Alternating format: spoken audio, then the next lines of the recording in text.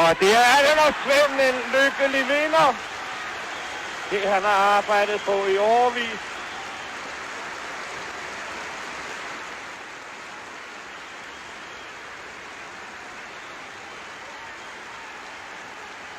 Han var meget ekspressiv i hele sin facon.